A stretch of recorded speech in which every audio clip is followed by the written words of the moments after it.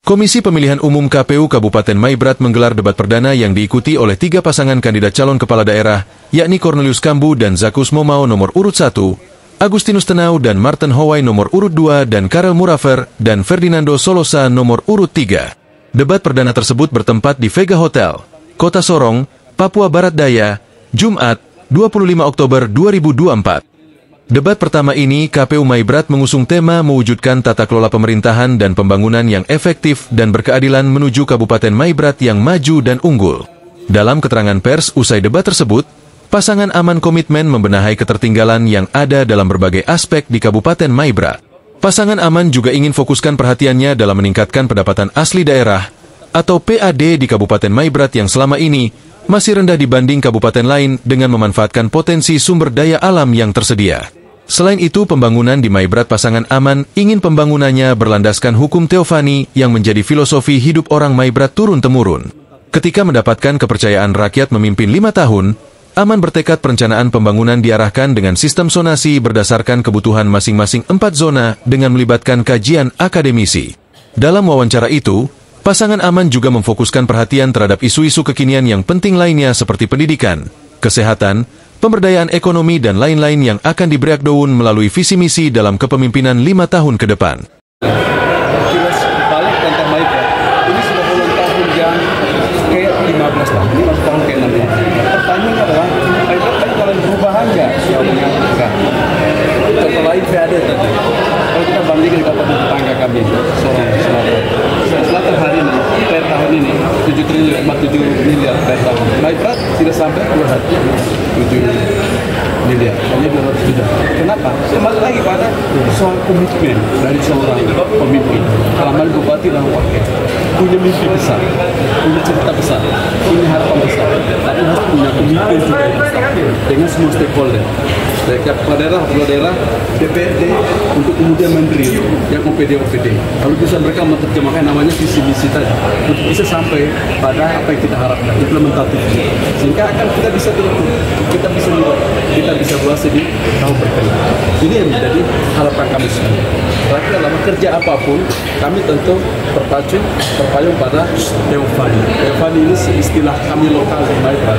Ini kerja apapun kita harus berlandaskan namanya filosofi Tuhan, filosofi Kristus. Siapapun kerja kiri kanan enggak harus berlandaskan Teofani.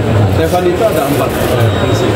Misalnya kerendahan hati, saling menghormati dan lain sebagainya. Kita harap Maibrat ini menjadi satu prinsip percobaan atau tryout untuk OCIS di tanah Papua.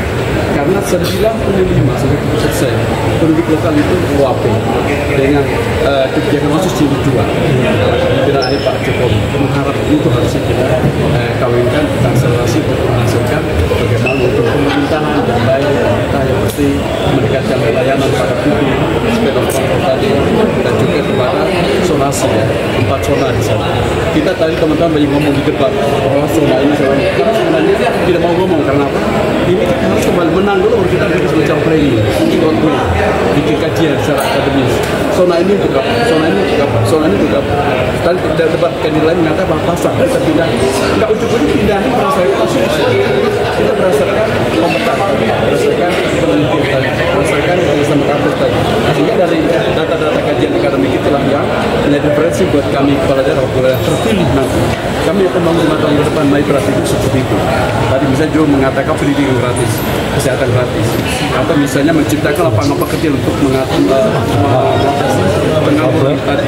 Memang isu fenomena itu lagi fakta di Maibrat. Memang saat ini kalau dibilang pengangguran di Maibrat, memang seksi sekali.